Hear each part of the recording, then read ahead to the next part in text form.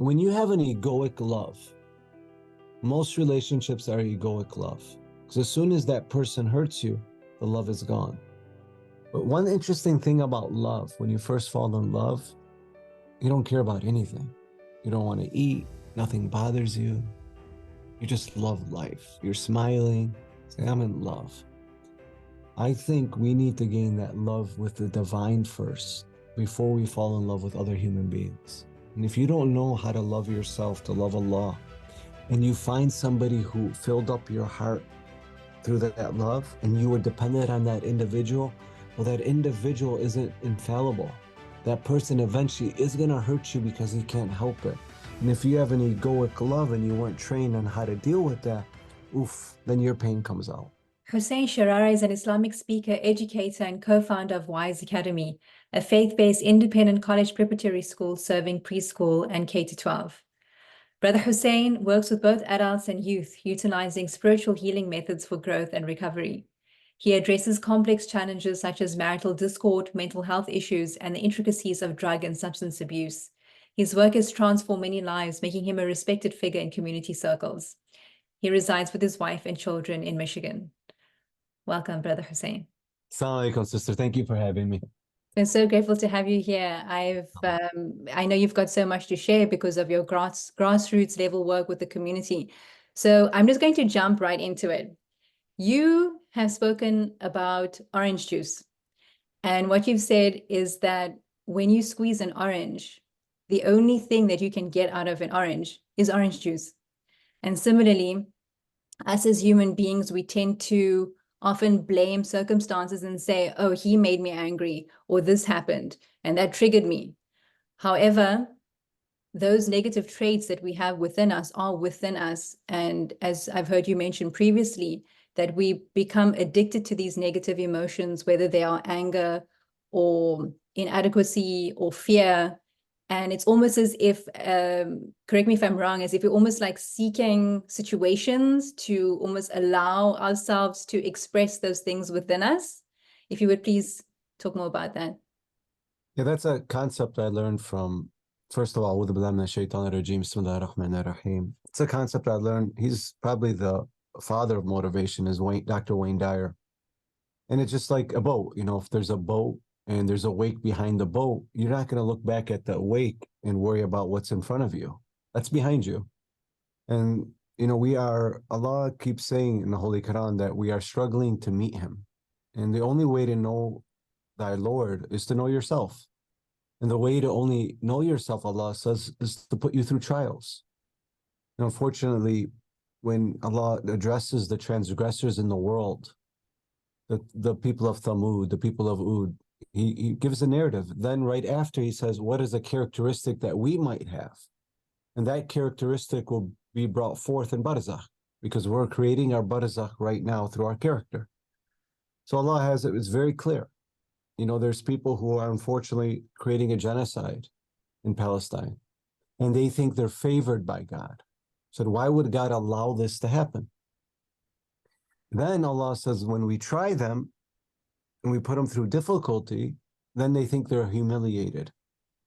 So Allah says that goes against the fabric of Allah's system, that you may think that a transgressor may have the power, but in a short time, Allah is going to take it over. And the key is when you're going through trials, how to make sure you're not a transgressor. Say, this is a trial of Allah, and I don't need anything outside of me to change in order for me to change. Because imagine you've gone through a divorce or you're going through marital problems. Say, when he changes, I have to wait, and then I change. What if you have to wait forever? Why? And that's what I teach people to do. And the whole orange analogy is when you squeeze an orange, if your doctor squeezes an orange, if your spouse squeezes an orange, if your kids squeezed an orange, they're going to get orange juice, irrespective of who squeezes it. So when somebody squeezes you, our instinctual, animalistic side, because we're still animals trying to become human beings. How do you know you're a human being? Is when you can control your emotional state no matter what happens around you. And that was the gift of the Prophet. People would throw garbage at him. People would slander him. He would still have a smile. And just by shaking his hand, you'd become Muslim. But nobody suffered more than him. Nobody had more trials more than him. So how is it that when you shake somebody's hand after you go through trials, or when you meet somebody, do you just make sure that they know your story and show that you're a victim? Well, then you have that inside you. When somebody says, well, why are you playing victim? We said, well, he did this to me. No, that orange was squeezed. It got orange juice. So when somebody squeezed you, it's up to you what you let out. And Allah has a system that if you don't look for that, and unfortunately, when I deal a lot with marriage counseling, I just need one side first to change. And we could talk further. What does that mean? But if both sides don't want to change, or they're waiting for somebody else to change, it's like, imagine you're going to a monkey, telling a monkey, don't eat this banana. And you're trying to have deep esoteric dimensions of reality speaking to this monkey. The monkey says, no matter what you tell me, I want this banana. I don't care what you tell me. He says it doesn't understand. Sometimes we have to accept. Like, I was just in the airport just a few days ago, and there's a brother that I knew from a long time ago. And he knew my background, and he's having a panic attack. Said, my wife just divorced me. Talk to her. This is while I'm going on my flight. This happened 2 days while I'm going onto the airplane. Then, after speaking to his wife in a short time, I realized that he just has to accept.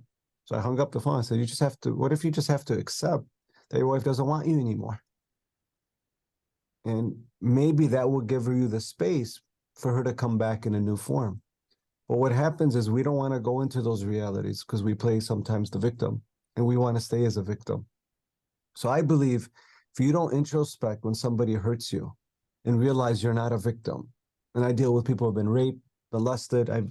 There's some really crummy situations of marriages where people are spit in their face, where just the most horrific things you can imagine. And then you have to tell that person, but you're not a victim.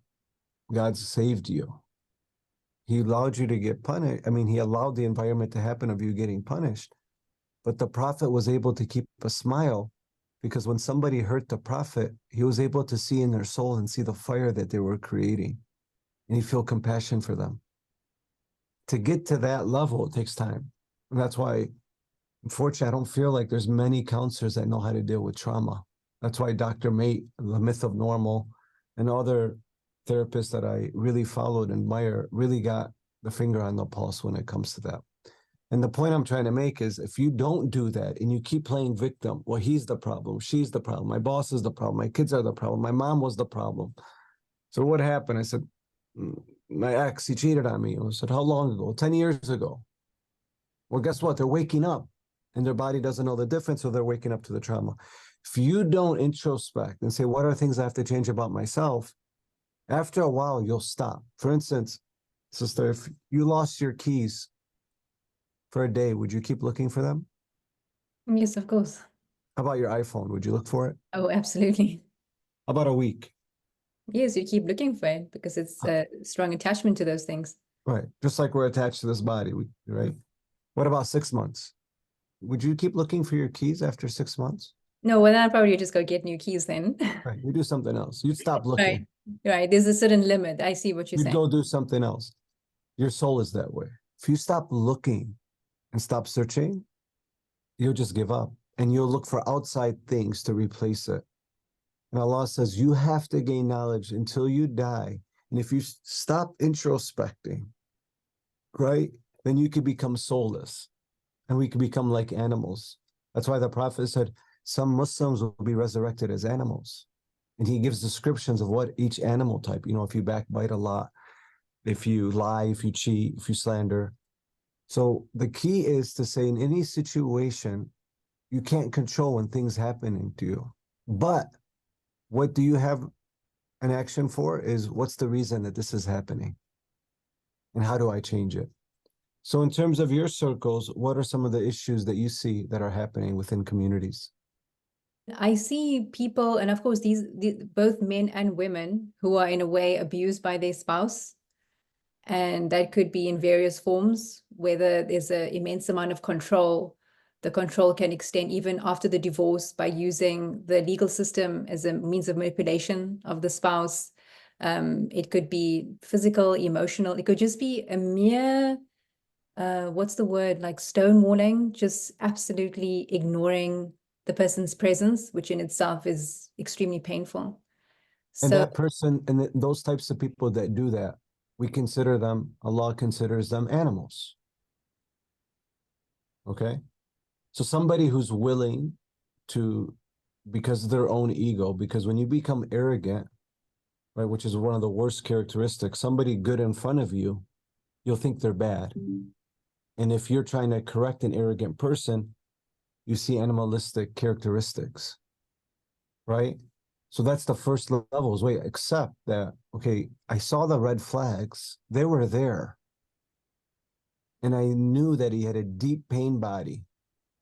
Now it's come out. I was hoping it wouldn't come out to me because I was hoping I could help him, or I was hoping I could change him.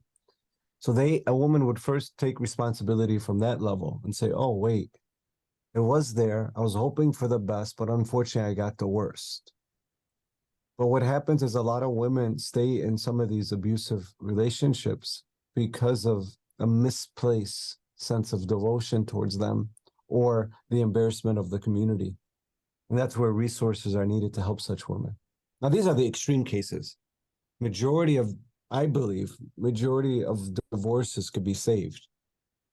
But we're not given, imagine if our scholars or the mosques, or we have a community of therapists and counselors that come together to give people the tools to learn how to work together. That's what I do. If it's infidelity, we've helped that. If it's financial issues, if it's differences, if it's an angry mother-in-law, whatever it may be, Allah says, if you change, then we change your affairs. But Allah also says, in Surah Al-Talaq, if you do get a divorce and it's just cause, Allah says, we give things to you unexpectedly. So even when you're on that desert, let's say you've been really abused mentally, physically, emotionally, and you've married a tyrant, Allah says, I'm going to take care of you. But you have to take that step too. It's in the Quran. It's very specific. It's in Surah Al-Talaq. There's a whole surah on the surah of divorce. And Allah gives you the steps on how to deal with it. And there's multifaceted reasons why it's happening. And a lot to do is from the initiation phases of when you meet somebody. And if you've gone through deep pain, if you had father issues, or if you felt neglect, or you couldn't express healthy anger as a child, and things like that, then most likely you're going to run to the first man that gives you the right type of attention. And you might be blinded to those red flags. And unfortunately, you have to deal with the side effects after. I mean, I've ever dealt with, I would say, were there flags there? Like there was one sister recently, she was dressed in really tight clothes, really bad marriage issues. So we talked her through it, how to get her husband to, because one of the ways to change men or change women is if you have leverage. If you don't have any leverage, you can't change anybody. After helping her out, I said, can I ask you a question? I said, you're not, in terms of modesty, if you were dressed in full hijab, would your husband been interested in you? She laughed. She says, never in a million years. I said, then why did your husband be attracted to you? She says, because that's why I thought I had to be in order to attract a man. Because I didn't think anybody would look at me if I dressed modestly. I said, what would have happened if you would have? I said, I never would have attracted. He never would have looked at me. I said, now you know the prescription of Islam when it says dress modestly to protect yourself from such harm. And I don't know why people are now sharing their beliefs when it comes to this angle. Islam is not about you sharing your personal beliefs. I will never share my personal beliefs. I will share you the beliefs of what Allah tells us to do in His Holy Prophet. That's it. We don't need our beliefs from anybody else.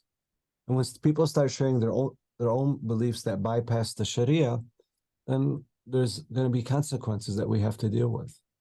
So back to the whole concept of victimhood. I'm interested in that. Aren't there people there who are legitimately abused?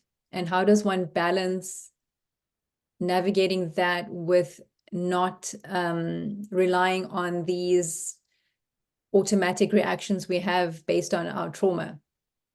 Yeah, and that's a great question. So the end product of every experience is an emotion, right? So if I tell you, where were you on 9/11? You'll tell me exactly where you were, correct? Mhm. Where were you 2 weeks before that? No idea. So the higher the emotion, the higher the experience, the higher the emotion, your brain takes a snapshot, right? So going through trauma, which leads to addiction in almost every case, because the biggest addiction that we have is thinking. So you wake up and you think about your past trauma. So your brain now is a record of the past, and you're using the past to look into the future. Now imagine, irrespective of what happened to you, you decide to the body what you're going to do, who you're going to be. And the simple example our scholars use is a horse and a horse rider. The horse is the body, and the horse rider is your fitra. So remember, you're not your thoughts. You're the one observing your thoughts. That's consciousness. Consciousness is awareness. Awareness is paying attention. So when you start paying attention to the thoughts that you have, and people like Dr. Daniel Amen and so on say, don't believe every stupid thing that you think. And that's why meditation is so important. That's why reciting prayer consciously is so important. Because now you start observing your thoughts and you say, okay, I wake up and the first thing I think about is, wait, I have $10 in my bank account. I'm going through a marital issue, or my husband is abusive, and I feel all alone. Well, guess what? Your past is now going to create your future. And if you're in that victim mentality, you're just going to recreate that in a new form. Because if you hold it in your mind, you're going to eventually hold it in your hand. That's why the representatives of the prophets would say, when you pray, pray as if it's already there. Because it already exists in the quantum field. As soon as you give it attention, it comes to form. What happens is, if you keep giving negative things attention, guess what? You're going to see negative things, and you're going to play victim, saying, well, it was the person that hurt me 10 years ago. And that person could be on the moon, or he could be in the grave. He may not even exist anymore in this world, but you'll still use him as the reason of why you are. And I always tell people, why? Why do you allow somebody to keep abusing you even though they're not in your life anymore? And the body doesn't know the difference of that abuse. So if you wake up to some past trauma 5 years ago, a week ago, to the body, it's the same. And guess what? When you go through long-term periods of trauma in the body, in every case, it's going to cause some type of disease. Every case. It's going to cause some type of chronic illness. I deal with a lot of moms whose kids are astray. And every time I say, are you sick, to the mom? Just yesterday, I told the kid, I said, you're killing your mom. The weed, the porn, the haram. I said, and I would always put the mom on the speaker. I said, okay, he's going to do these things. I said, then I told the mom, I said, are you sick? She said, yeah. I forgot what she said. Some type of cancerous, it wasn't a tumor, it was some type of mole or something that was probably cancerous. And she has other health issues, because your thoughts can make you sick. It deregulates genes that cause cancer and disease. So why would you allow somebody who's abused you, even a week ago or a year ago, still allow yourself to abuse through thoughts? So that's where meditation comes in. You wake up, say, I'm going to use my brain as a record as a roadmap of the future.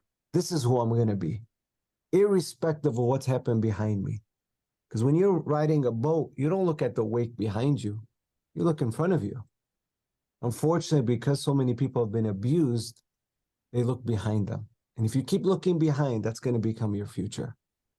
And Allah says, I'm sufficient enough. Where there's principles in the Quran, only complain to Allah. Come to me. You call one person about your problems, you hang up, then we call 5 more people. That's how you know you're a classic victim. And guess what? When you're a victim, now all the potentials that Allah has created for you, created you to have a dream of being an author or a painter or start an orphanage, you're going to always put your attention towards the worst. Because now everything is a possible threat and you can't trust anybody. You can't even trust Allah. And that's where I teach people, say, okay, let's overcome these habits. Let's break these habits of yourself, and let's connect to the divine. And when somebody does the work, especially I like to, hopefully, if it's during a rocky marriage, I say, just give me 90 days. At least give it your all. And in most cases, I could honestly say, whenever somebody's done the work, I've never lost a marriage. Because I'm always the last resort, right? I'm not a doctor. I'm not a psychiatrist. I'm not a life coach. I'm a truth seeker. I'm somebody who loves the truth. And it's not enough to know. We know how because information is right on our fingertips. And that's been my journey. I always tell Allah, show me the truth. I'm dealing with these issues. When people used to come, I used to deal with a lot of addiction issues, and I would go to rehab centers. We'd spend a lot of money, $30,000 a month sometimes, and everybody would relapse. I said, okay, this isn't working. I would deal with marriages. I would refer them out, and they would still get divorced. I said, okay, this isn't working. And I realized the answer is Allah. That's one thing that if you don't have faith in anything that you do, it's bankrupt. Because Allah says, when you do things my way, I will take care of you. But if you do things against me and you don't put your desires over what I want, then whatever you get won't satisfy you. So even that ex-husband, you could put him in prison. You could get everything you want, all of his money. If you don't do it Allah's way, you won't be satisfied with it, and vice versa. I've got a question about when you were saying that if you call this person and that person and that person, then you are a classic victim. But what about the real thing about processing trauma? Like many people, they actually do not have the means of expressing themselves and they contain everything, which is why it's so then physically damaging to them because there's Right. no release. And they might Right. actually find some kind of healing through sharing their story. But there's no evidence to say that when you share the story multiple times that it's healing. It's actually detrimental because you're replaying it to the body, and to the body it thinks it's happening again. So you're saying that that's fine to a certain limit, to an extent. Right. Why would I? If If I'm broke, should I call 5 broke people about my issues? No, of course not, because No. that's What are they going to do? They're powerful. broke. If I'm divorced, if I'm going and people have no idea how to help me, why would I? So you ask Allah, you bring somebody that could help me. See, it's just the same reason why a lot of people don't, like most majority of youth don't pray. Now I think it's a majority where women in certain communities don't wear hijab, right? Why don't people wake up for Fajr? Because it's very simple. You wake up for Fajr, you could create your day, the rest of the day you serve. I'm a 5 a.m. person. I'll meditate for a few hours. I create my day, the rest of the day I serve. The reason why most people don't is they just don't believe in it.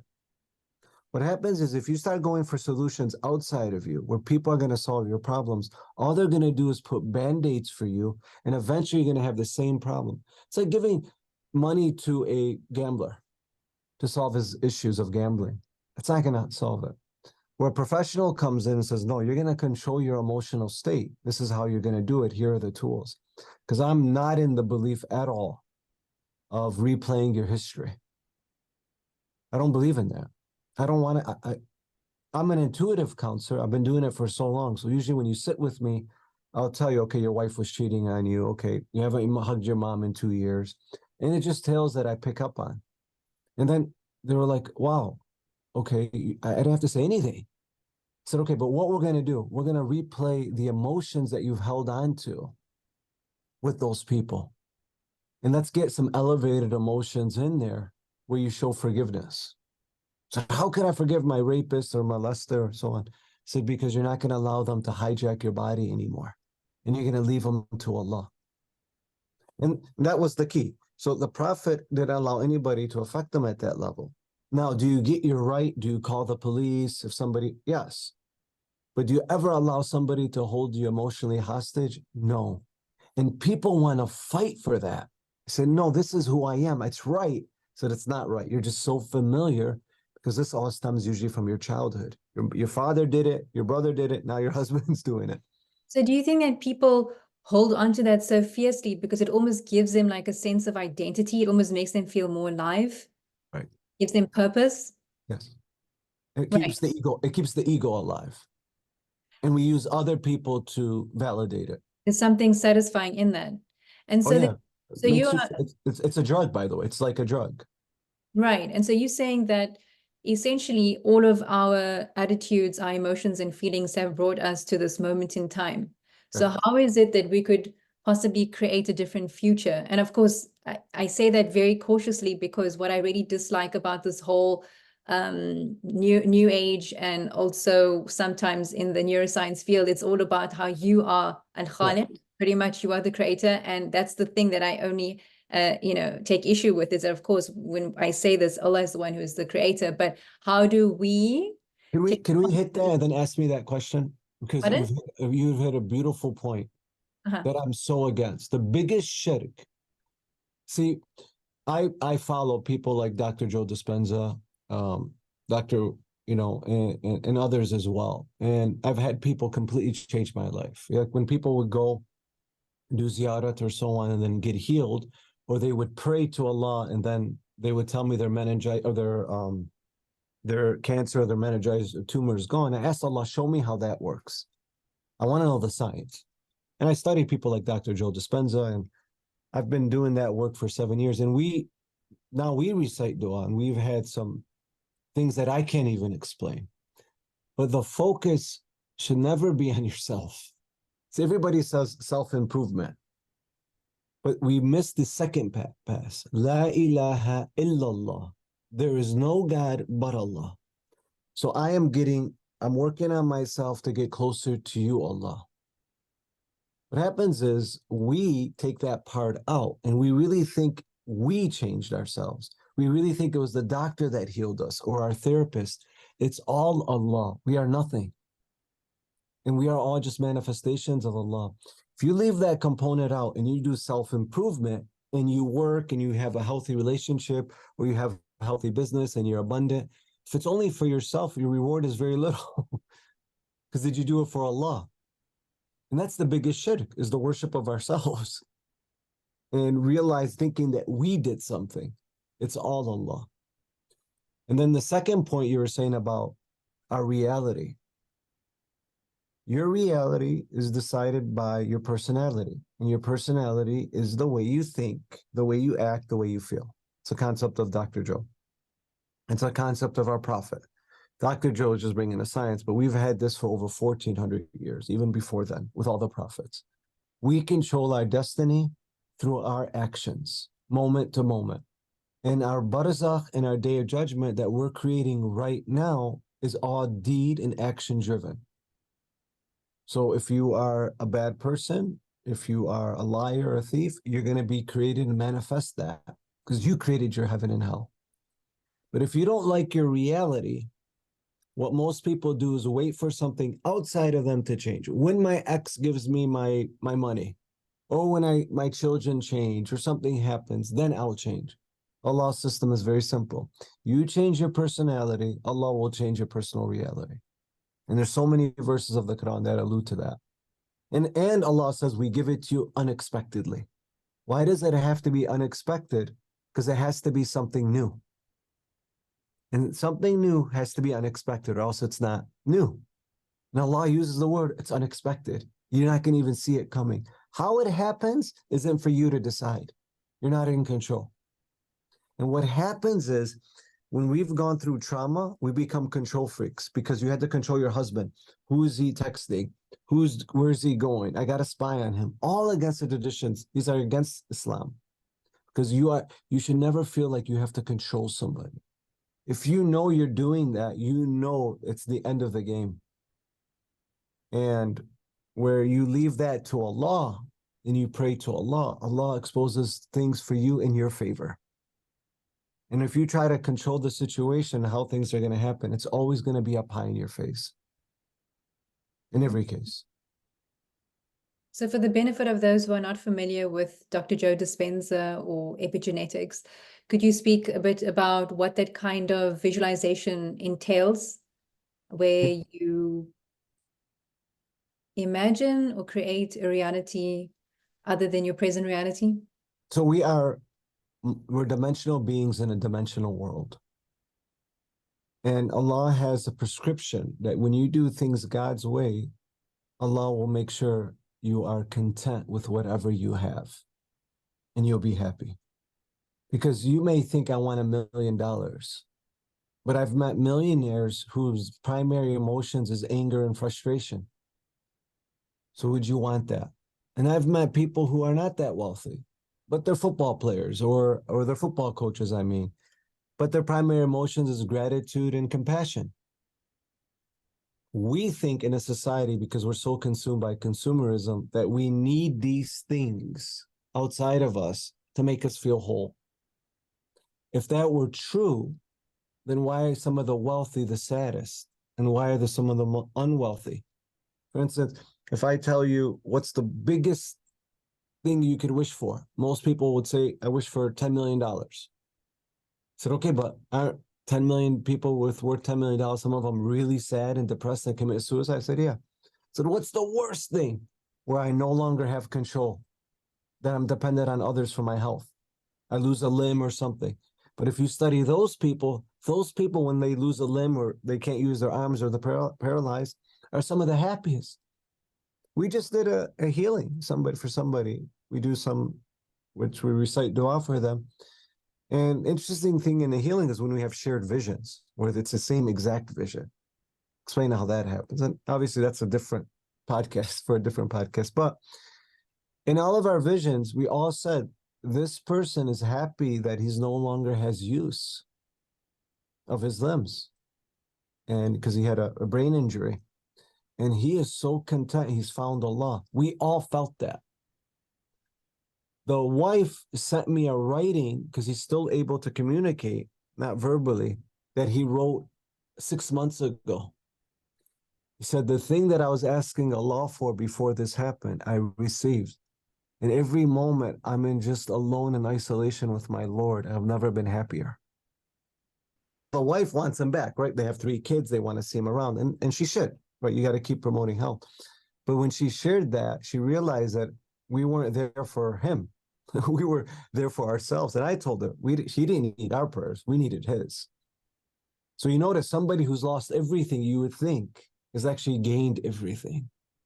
And it's the reason that we give things when things happen to us. And we really think when something outside of us happens that we change. Allah has created us enough. وَلَقَدْ كَرَمْنَا بَنِي آدَمَ. We've honored you. You're enough. If you really think you're not, because somebody's told you that, usually from childhood, that you're not worthy, that you had to keep emotions in, you didn't know how to express healthy anger, so on and so forth, then it's going to leave issues. So Dr. Joe is really good of teaching you how to tune in back into your real self through meditation. And he's the best in the country. And nobody has more data or more evidence than him from the Western side of the stuff that he's done. He's helped somebody regrow a thyroid. Tumor there, tumor goes. He's helped. I've witnessed it. Paralyzed people start walking, blind people start seeing within his group. I've seen Sandy Hook survivor recover from survivor's guilt. I've witnessed these things and I became enamored. But the difference of what we have is, okay, you've been healed, you tapped into Allah, you prayed, because Allah says, when you call on me, I answer all your prayers. But you have to pray from the heart. Dr. Joe is really good at getting people how to pray from the heart, because this verse is universal. It's for Muslims and non-Muslims. It's for everybody. So he teaches people how to connect to the divine, and he's a big believer in Tawheed, in the oneness of God. But where does it fall apart? Is after somebody heals, then what? He's got the download. Only Islam has got bullseye with the upload. Everything else, Christian religions, Judaism, everything's got some parts. We are bullseye. We have the download and the upload. So when somebody heals, the then what is, okay, what are you going to do for Allah? You didn't do this for yourself. Allah allowed you to live a little bit longer so you could do his work. Because on the top of your list should be giving back, contribution. How are you going to leave this world? Because eventually you're going to die. And most people don't reach their expected death. It's a forced death because of our habits. But Allah says, when you start living Allahly, godly, what are you going to do with it? How are you going to create? And that's my life mission, is teaching people how to get closer to Allah with the hope that I'm getting closer to Allah. Because my biggest fear is either praise or something that takes me away from Allah. And that's my biggest fear, is I don't die a Muslim. When it comes to elevating one's emotion, And maybe this is also connected to what I've heard you previously say, that you said that people over 40 don't smile, which I found Correct. quite entertaining, actually. But I think that what you were asserting is that because people are on autopilot and there's almost absolutely no joy for life anymore, because we've almost created, in a way, a type of a hell. Yeah. Like So, imagine you wake up and watch the same movie every day. mm, Would you be looking forward to that day? no, of course not. It's very dull. Yeah. Even if it was the best movie in the world, right? That's why heartbreak hurts so much, because you create a movie of what it used to make you feel. And thus, when that person comes back, you're instantly relieved from heartbreak when that person comes back, right? Because your brain took a snapshot. And unless he comes back, and that's why I deal with suicide cases, they become suicidal. But again, that's another podcast for another time, how to deal with that. But imagine you wake up to the same movie. Why would you smile? What would you look for? So I tell people, well, before you do anything, you create your day, you create your movie. Because the body doesn't know the difference. When you have a nightmare, you wake up scared because the body thought it was real. When you wake up from a good dream, your body woke up happy because you thought. So instead of sleeping, can you do it while you're awake and train your body? Of course, we do it all the time in a negative way. 70,000 thoughts a day, majority are negative. How about you pray to Allah and you don't move until you feel it? When's the last time where you prayed, you actually felt something different? And if you didn't, then that prayer had very little value. So the key is asking Allah to show you a sign that leaves no doubt that it's Him. Because Allah shows us signs every time. Barzakh is deja vu because Allah is constantly showing our signs. And then when we die, we will see Him. Say, oh, yeah. Just like when you have a dream and then it happens in real life. That's Barzakh. So Allah is constantly showing you signs.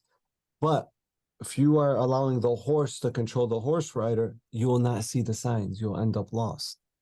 How do you control the signs? Well, you tell your body who you're going to be today, how your day's going to be. These are not merely words, right? This is actually a visualization where you're seeing yourself. You can actually feel it, right? It's It's not, real. oh, oh, you know, I hope that I attain A, No, B, C. You have to actually, it's not. I don't believe in positive thinking. It's not positive thinking. There's right. no positive thinking has never changed anybody. I have an NBA player friend, and he said I would wake up and I'd envision $10 million in my hand because I wanted to get my mom out of the ghetto. He said he would be so surprised when he opened his hand and there wasn't $10 million. Eventually, he got the whole $10 million in his hand. But he would say, I would tell people, wake up at 5 o'clock in the morning, right? And the kid would positively say, yes, I'm positively thinking I'm going to wake up at 5 o'clock in the morning. 5 o'clock in the morning, the alarm goes off. The mind says NBA.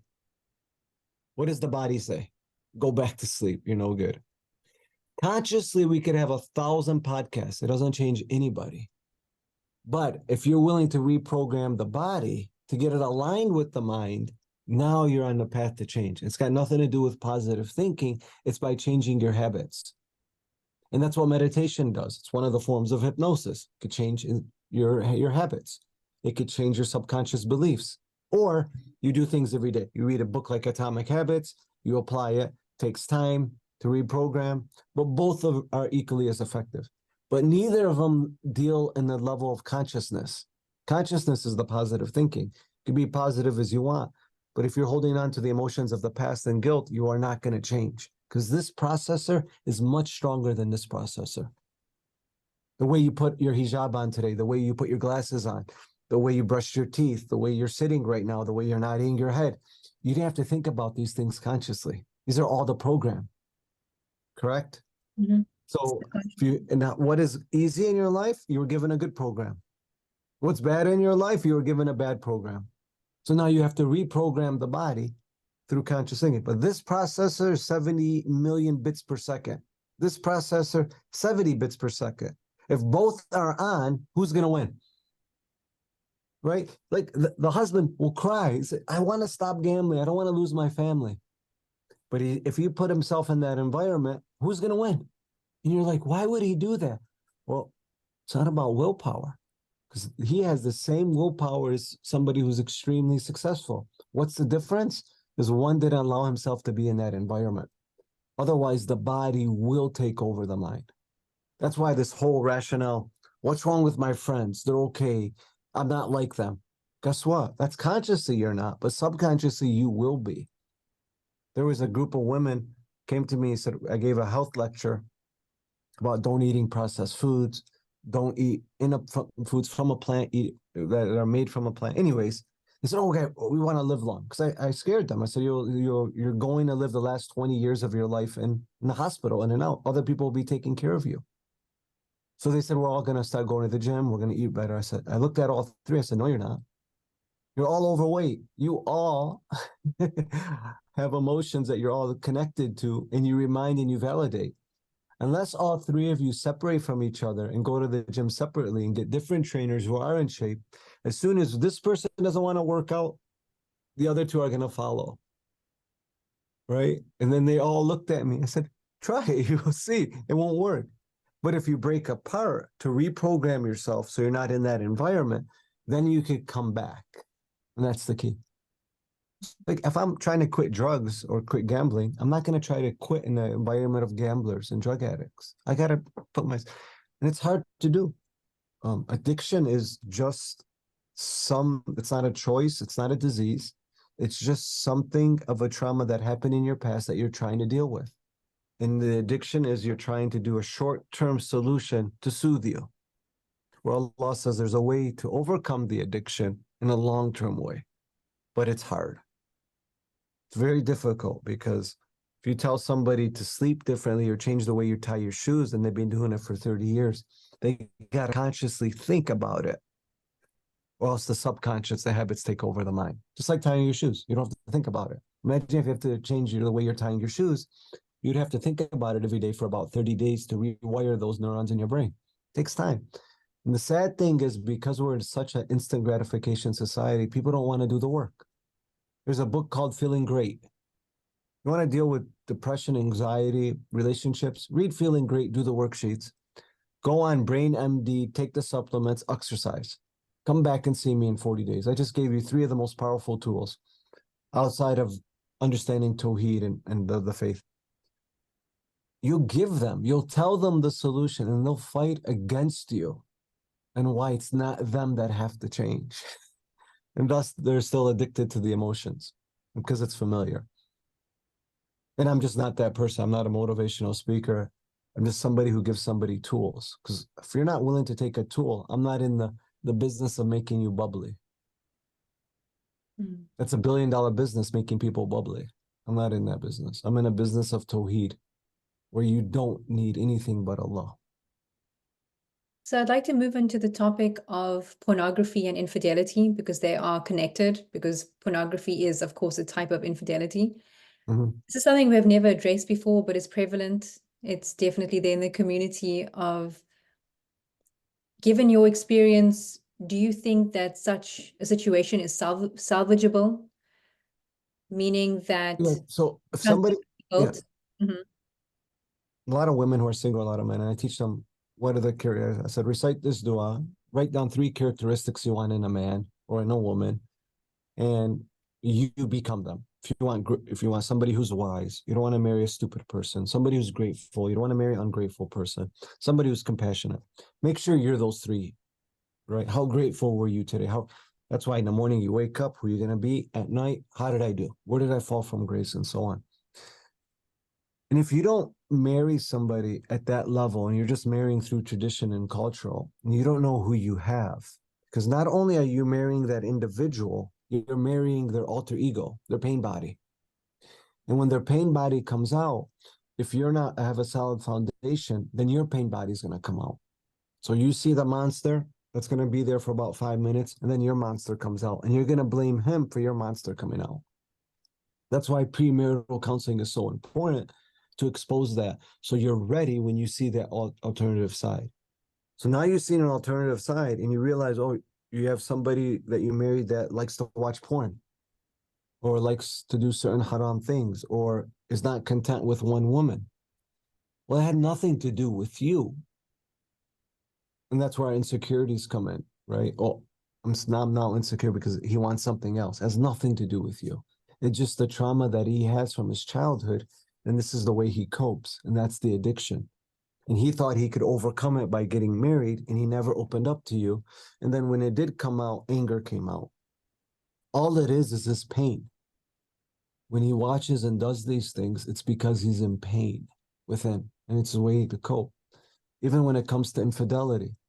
So I've saved marriages, even with the cause of infidelity, when the husband wants to say, no, I want to save this marriage.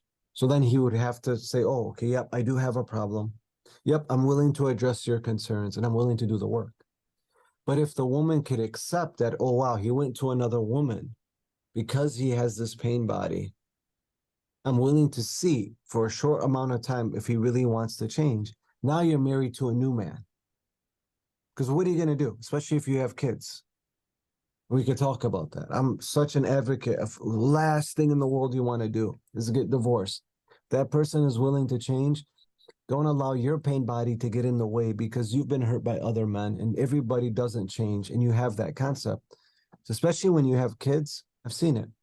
You have kids and you go through a divorce and the father is painted as a bad picture. Eventually, the kids do become lost in almost every case. And the data shows that. But Hussein, I mean, trust is a fundamental aspect, as a cornerstone of a relationship. So how can she rebuild trust? And I'm speaking from personal people I know, where she just has said, how can I trust him again? How can I possibly trust? I had no idea. Sister, can you imagine how many times we've disobeyed Allah? And Allah comes to us and says, how can I trust you again? We'd all be in hell. Allah's mercy. Can you imagine a mother going to a child and child's betrayed the mom? And then the child, the mom goes to the child, I can't ever trust you again. What would it do to the child? Who are we to judge? Now, if you don't want to, because you don't want to deal with it, that's okay, because you're not there. But don't blame that individual. Because what if that individual has changed? What if overnight he made a sincere dua and he decided to change? And you're willing to give him a chance. Right. So it's more about the woman's willingness to allow a chance. But from what I understand, the data shows that most people who are addicted to porn, there's always a comeback all the time. There's a repeat. They fall into it again and again and again. But imagine if your child, can I ask you a question?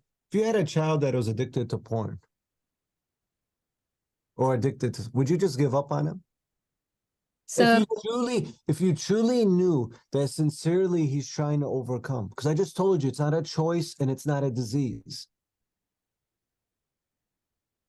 Well, I personally find that's different because I find that with children, that's a type of unconditional love that even if the son or daughter did the worst thing, we as a mother, there's a certain maternal but you would keep partner. but if your child has a sincere attitude, say, Ma, I sincerely don't know how to deal with this. I picked up this habit because this happened to me. Would you be emotionally tied that he hurt them, or you wouldn't care about your feelings? You're willing to help him. Well, you're willing to help because you know that that reason is valid. I tell women, let's figure out why it happened first. That's looking deep. And you realize it has nothing to do with you and breaking your chest because it wasn't his choice. Because nobody gave him the tools to deal with this addiction. He got put in an environment, boom. Well, let's put him in the right type of environment. Let's give him the right tools. And let's see if he's not selfish and self-centered and narcissistic in nature and say, okay, let's try that. And what is another 90 days? What is another year? What is another 6 months? But it's got to be on the condition of you're looking at him with that opportunity. We want Allah to do it for us. And I think women who don't do this, especially if you have kids, what are you going to do? You're going to remarry somebody with the same type of pain body, and now your divorce percentages go even higher. Right? The data shows that too. So I'm under the notion is why not at least give it a try, realizing that this person is in pain. This is why he did that. Now, you may not want to have to deal with it, and that's okay too, right? Islam has allowed divorce. But Allah says, try to make sure it's the last possible thing that you do. Now, obviously, there are some things that, you don't deal with. If there's somebody who's extremely abusive and has some really, really toxic issues, okay, that's the 10%, the 20%. But what about the other 40%? You need to refix somebody who's cheated or hurt you, you need 100 good transactions in a row. He opens up the door, there's no fighting, you eat together, there's no fighting, you're on your phone, whatever, 100 good transactions. Then that's the rebuilding phase. What happens is when a man is gone through this and he's sincere about changing, after like 10 transactions where he's good, the woman will remind him of what he did a year ago, because that's her trauma. It's like, but why are you reminding me? Allah doesn't remind you of your issues. So why are you reminding me? I'm telling you, I haven't done it again. And if I do, then we could go our separate ways. But I just don't like the notion, right? As soon as somebody is caught doing something haram, right away we want to just move out. I completely understand. And of course, Toba is a real thing, and people can definitely change. It just does take a very magnanimous spirit who would be able to allow that, in a way, period to ascertain, is this going to be real change or not? And in my opinion, I think it would be very difficult for a man to change if he does not have some strong spiritual tarbiyah, spiritual rearing. Of course, but can I give you another angle? Mm-hmm. I don't think you're waiting for him to change. Because you don't change anybody, right? You trying to see whoever you're married to, can you accept him for who he is? Right? Some traditions in the East, in some communities, this whole concept is much different. It's some of the Western norms that the way people look at. So for instance, if somebody is addicted to certain substances, okay, you first have to have a level of acceptance that that's what it is. It's an acceptance that this is a coffee cup. No matter how much I say it's going to turn into a Pepsi bottle, it's not going to happen. So you got to first see what is in front of you and why is it what it is. And then you have to say, okay, now I got to realize you can't change, but I'm going to give him the space that he needs to change for himself. That's it. Because what happens is when somebody's pain comes out and they're haram, you see it and exposed, what happens is then we don't become godly. We're not like the prophets anymore. We act animalistic and we justify it because of them, because they did it. And the way women respond, or sometimes men respond, there's no Islamic traditions to respond that way. So you talk about tarbiyah and spirituality. Okay, you caught your husband cheating. And why act like an animal? Where does that come? Say, oh, but look what he did. I said, no, but remember, you're the orange. If you want to be a spiritual wayfarer of getting closer to Allah, that was the gift of the Prophet. So my assertion is, okay, you caught somebody. Now you assess it. Because in Islam, you never make a decision out of emotion. Not when you're too happy or too sad. And then you try to you ask Allah, what is the real reason this happened? Allah, keep him in my life if I could help him get closer to you. Or Allah, remove him if he takes me away from you, Allah. What happens is we allow the ego to control in our decisions. And I don't believe in that. It's going to end up destroying you. So all I'm telling you is, since that person you talked about faith, make sure we keep our faith of Tawheed and we rely on Allah, not this ego. Because that horse is not going to tell you where to go. You have to take the reins of the horse and say, okay, I just got hit by a sledgehammer. The person that I love the most just betrayed me. Now I have to look at him differently. And it's the most traumatic thing you'll ever have to go through in your life. It's nothing more painful. But that's where your faith comes in. Look, why are so many Palestinians are looking in the camera and smiling? And now it's the most read book right now in the world is the Holy Quran. It's one of the most read books because non-Muslims are saying, how are people smiling and only talking about God and so attached to the next world more than this world? Wow. So if they could do it through trauma, nobody's gone through more trauma than them in the past 75 years. I challenge you to find a different group of people that have gone through more trauma, right? And they're staying elevated. And why can't we do it when we're going through trials? And I just don't like the notion of giving us a reason of us acting like animalistic side to us has to come out, and we justify it because somebody hurt us. I hear you. When It's definitely a maqam. I mean, it's the spiritual state. These things don't come easily. I'm not saying it's impossible. It's just that I I'm would, telling you, it's the only way to give the space that you need to in order to salvage a marriage. That's the work that a woman has to do. He's the provider. He's the father of your children.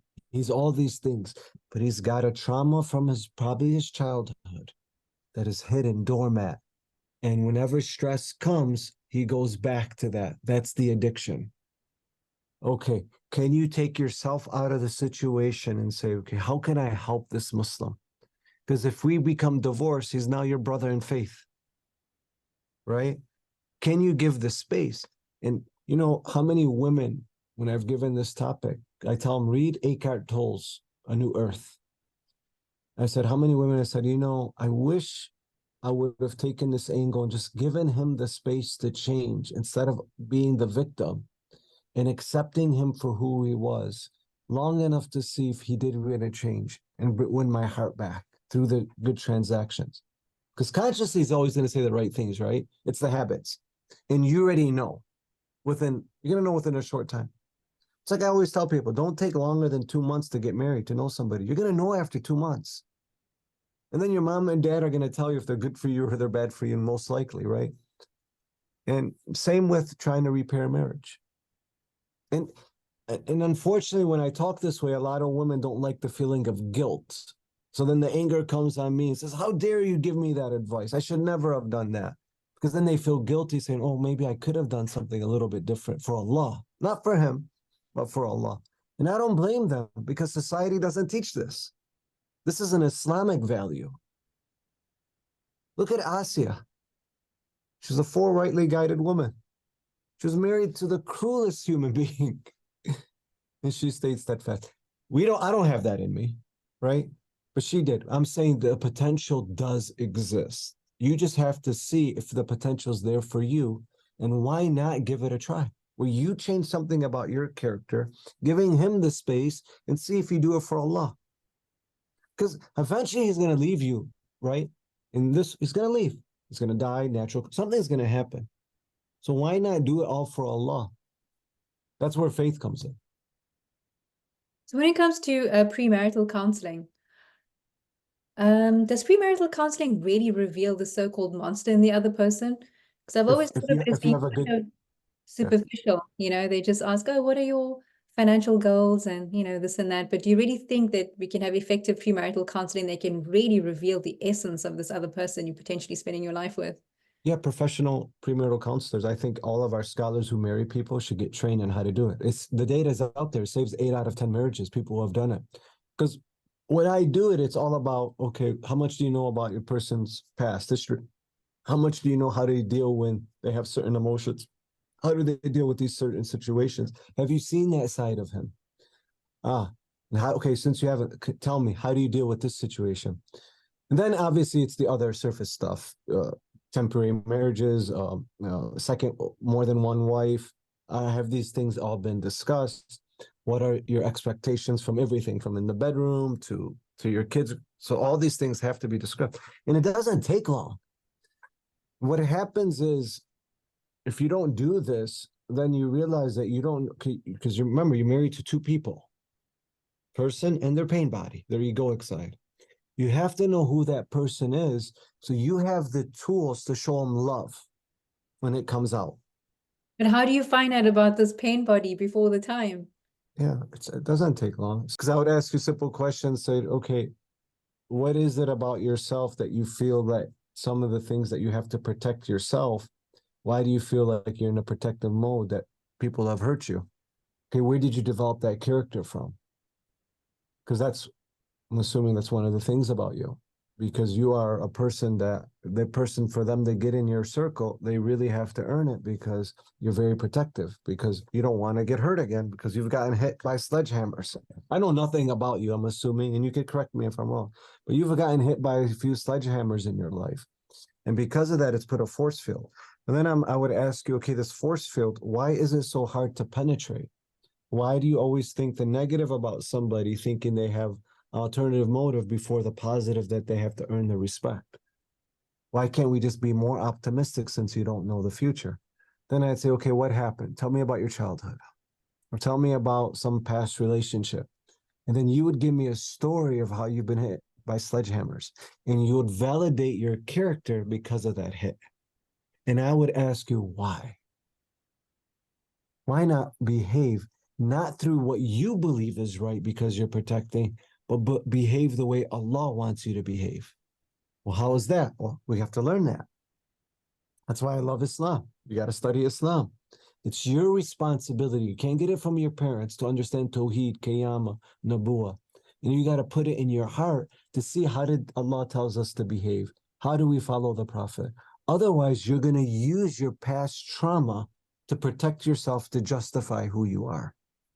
And it's an uncomfortable feeling. And then when a person builds that trust and then they apply the tools, and I've had it all the time. There's a guy who I was talking to for about 2 hours. I said, I don't want to talk to you until you show me on your phone that you have $500,000 in your bank account. Because you're talking to me how you help this person and you help this person and you do this. And God is giving you this gift as a video editor, but you're helping everybody else but yourself. And these things are not for Allah. They're for yourself to be a people pleaser. Come back to me. Me and Hajj Hassanin were at a restaurant. The brother tapped me on the shoulder and he took out his phone. This was years later. And he says, here, now what? I said, okay, how are you going to give that back for Allah? And we do it with students here. There's a girl that wanted to become a pilot. I said, did you ask Allah? What are things that you have to change about yourself, these limiting beliefs? Where did you get these limiting beliefs from? Who told you you can't be a pilot? My mom did. I said, okay, see if your mom could change Allah's heart. If Allah could change your mom's heart. Then 1 week of waking up and her imagining herself flying a plane, 1 week later, an instructor from the Eastern Michigan said, come to our school. I want to talk to your mom about our program, to convince her. So, wow, that's nice. So now there was a plane. They said, get in the plane, the person. So she's in the front. He goes up in the air. She's flying now, the plane, 10,000 feet in the air, and her mom is in the back reciting dua. And eventually she accepted. Why? She asked Allah. What happens with people hit by sledgehammers, we bypass because we think it's validating the person who hurt us. And that's where the confusion comes in. Somehow we think our forgiveness for that person is validating what that person did to us. And people get very confused with that. So let's talk about saving marriages.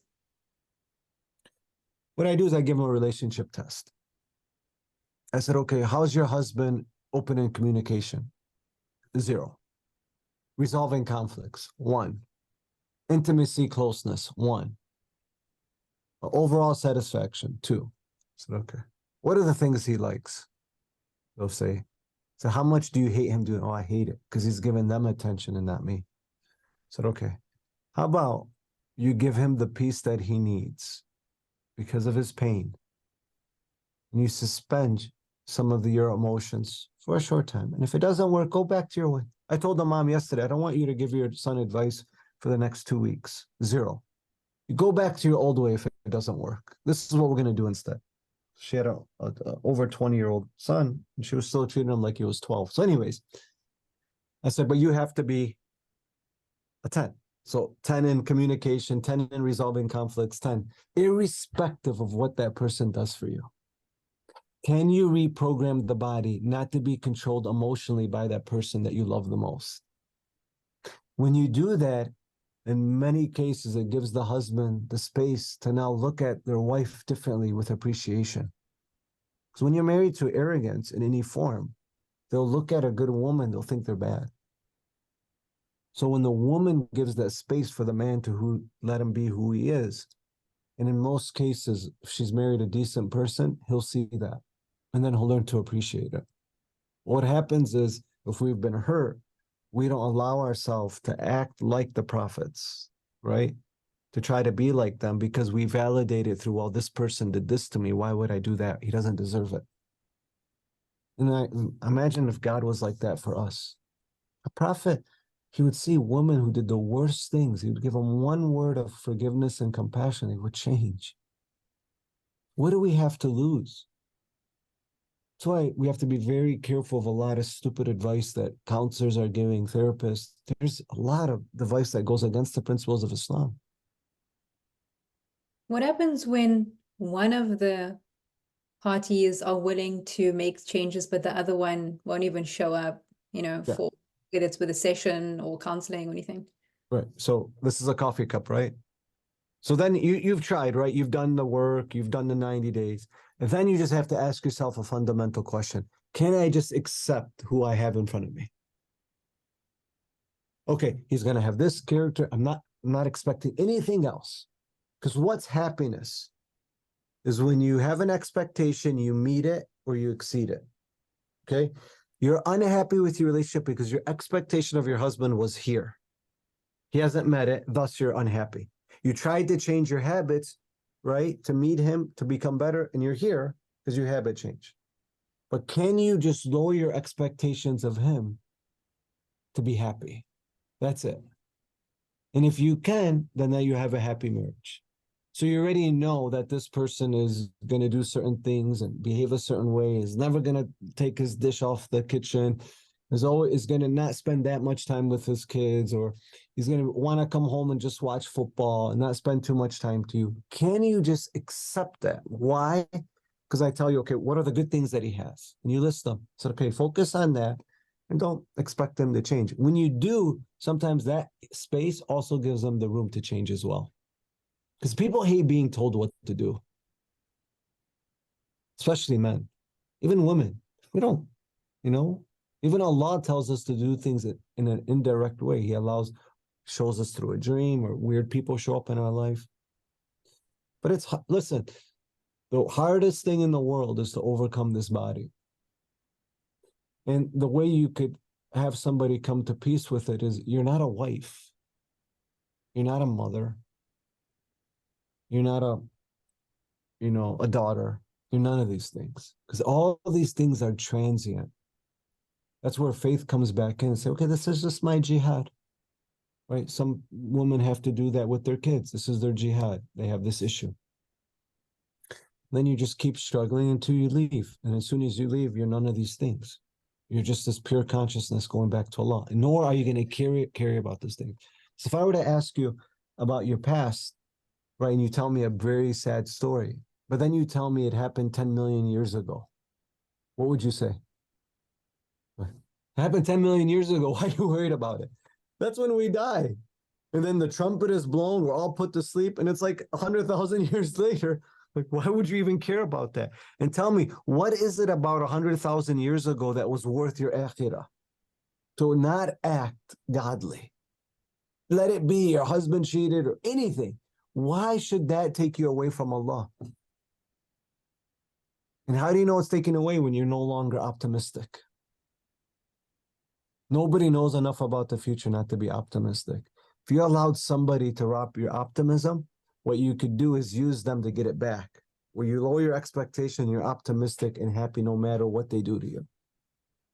But this is why many people do get divorced, is because I've heard someone say, I knew that I had to leave when I felt that I was becoming a pharaoh to my own family, i.e., my own spiritual state is being compromised right now, that I am not actually living up to my own ethics and principles of what it means to be a servant of God, that it's actually better for me to leave so that I can create like a peaceful scenario on my own, where at least I am not hurting anyone or Yeah, continuing I this agree. situation, right? Because I not agree. everyone can do that, because this is the hardest thing, because we are sensitive souls and we are the nufus, like we impact each other. And to have people in your own intimate circle where there's this malaise and this kind of like unhappiness and weariness in the home, and you feel like you've done what you can, that is like an adab. It's like a kind of a punishment.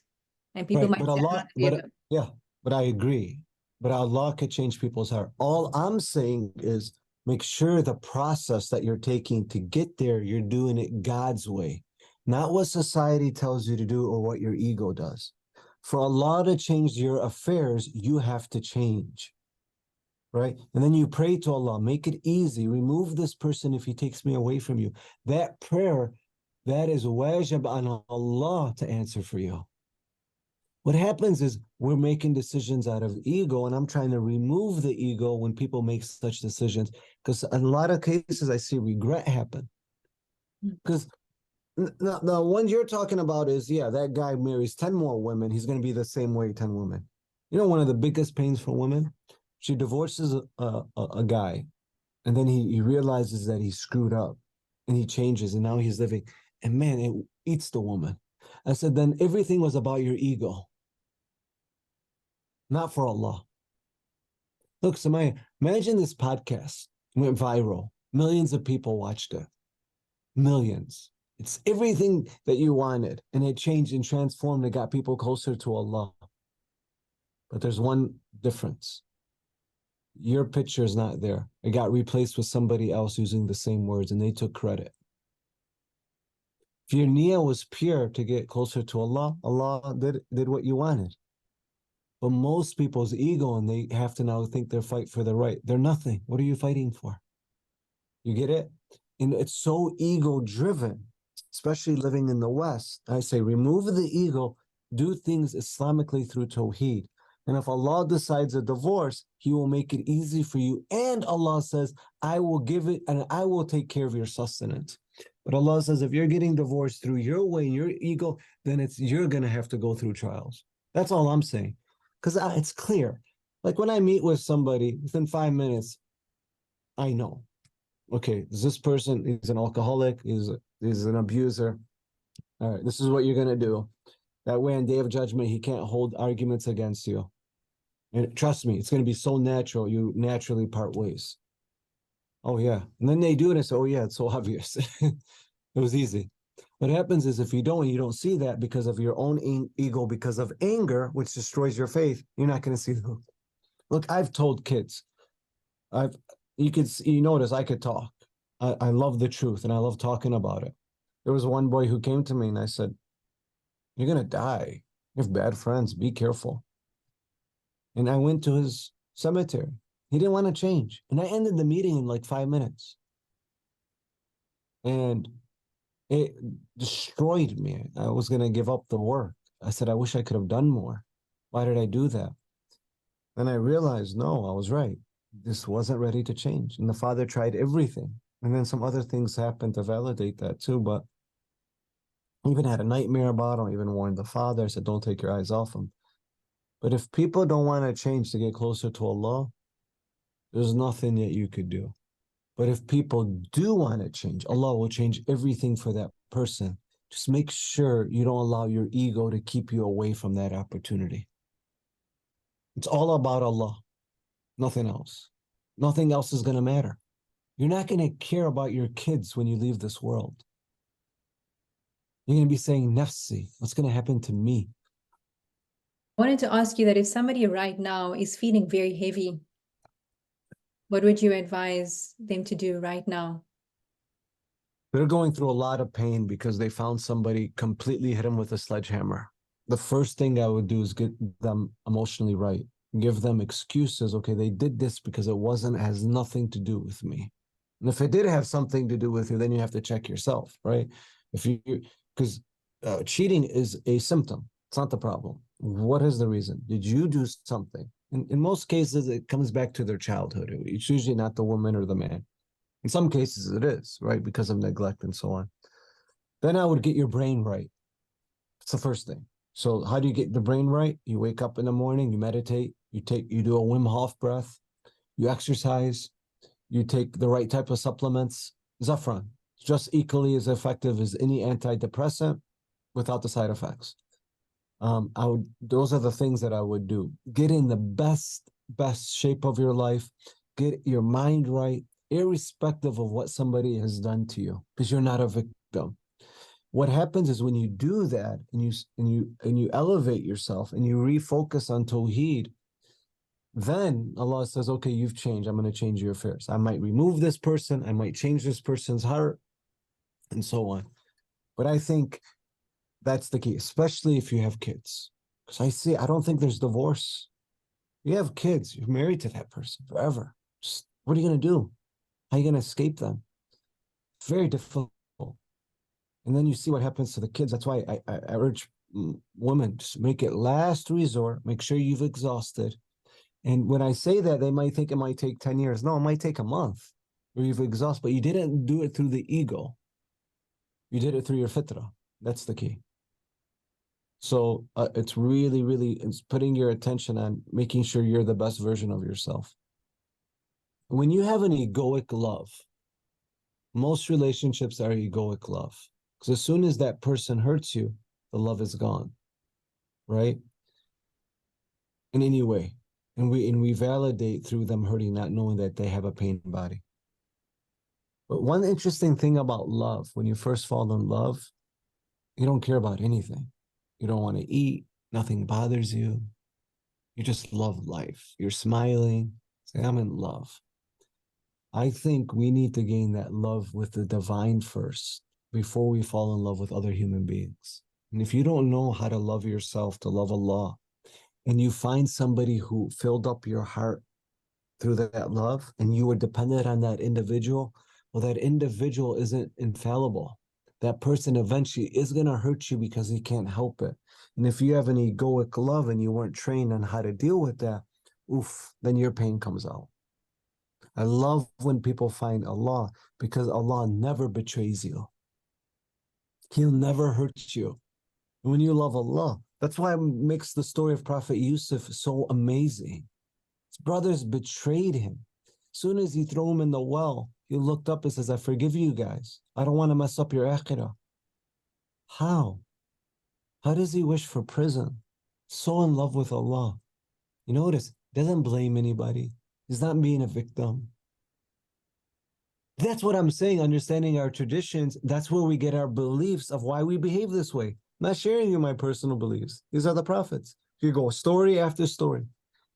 That's what I love about Islam. And no other religion has it like we do. Thank you, Brother Hussein. Thought-provoking discussion. I wish Thank you you. and your family all the best. And inshallah, I Thank you. hope we can have another conversation in the future. Inshallah. I apologize if anybody took offense to it or need clarity. Just give me the opportunity to clarify some of my points if that needed. But I promise you, find just one thing about yourself that you want to change for the sake of Allah and ask Allah to change your environment. Just try that for 40 days. And I could give you, if I ever write a book, it's just going to be a book on testimonials. I could write a book on 500 stories of people who've changed because they got closer to Allah. And that's the law. And there's no stronger law out there than that law. That's what I love about our deen, because it is the ultimate truth. If anybody asks you, why are you Muslim? You look them in the eye and say, because it's the truth. Thank you. Thank you so much. Assalamu alaikum. Wa alaikum salam.